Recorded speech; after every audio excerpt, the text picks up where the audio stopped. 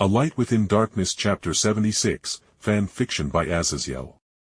As a cultivator, the state of being fighting at their hardest at that moment was akin to being an orc's love of fighting, as our entire being was focused on the battle, taking in the surroundings, using our spells to their best use and timing, dodging enemy spells and projectiles or anything else.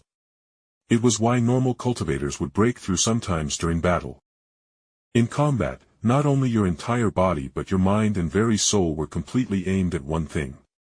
Killing the fuck out of your enemies, and in that nirvana state of violence our souls were clear of tainted thoughts of what ifs and whatnot that would restrain our cultivation energies from flowing at their peak. And against people weaker than myself? I embraced my inner Doom Guy and Goblin Slayer combined as I ripped and tore the World Eaters and Orcs apart.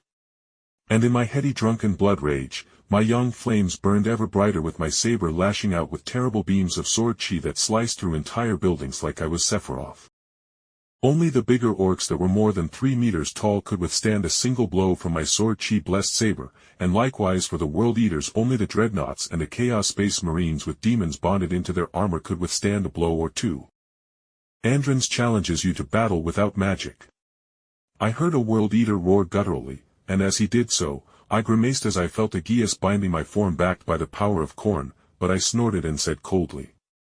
I accept, I said, and as the World Eater roared in a bloodlust-filled fury, I dashed forward using the pure physical might of my cultivation-enhanced body that was far greater than his demonic and space marine enhancements.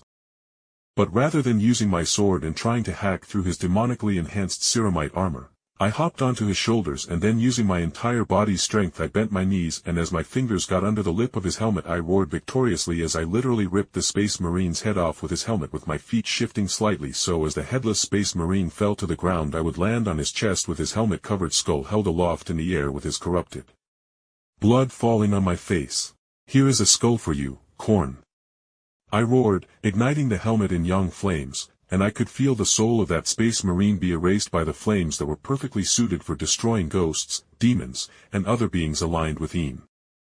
I snorted as I felt the helmet literally teleport out of my hand, as it seemed Khorne was actually watching and accepted my offering. With his champion Angron here on this planet, I had no doubt he was paying attention to the battles here with half an eye.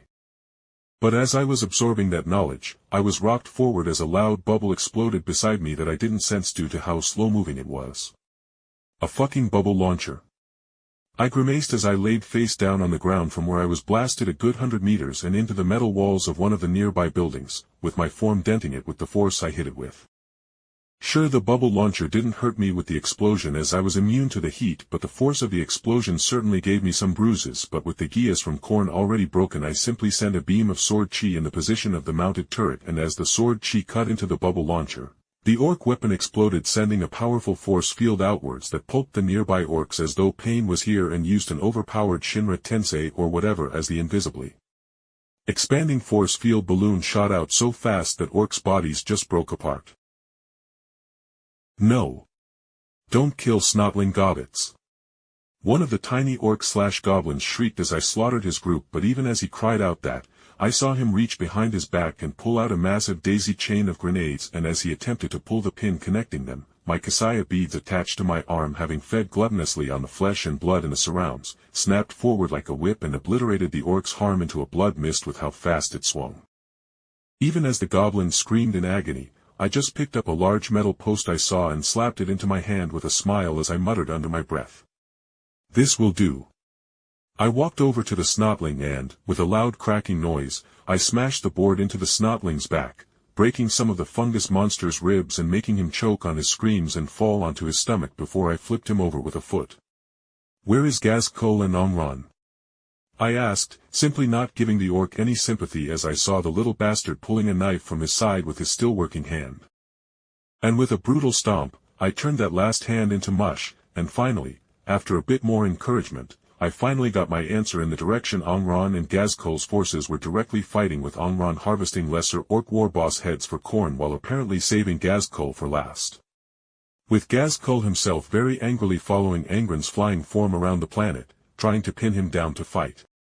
"Good goblins stay in their holes," I whispered, and then I ended that snotling's suffering with that board smashing his head open like a piñata.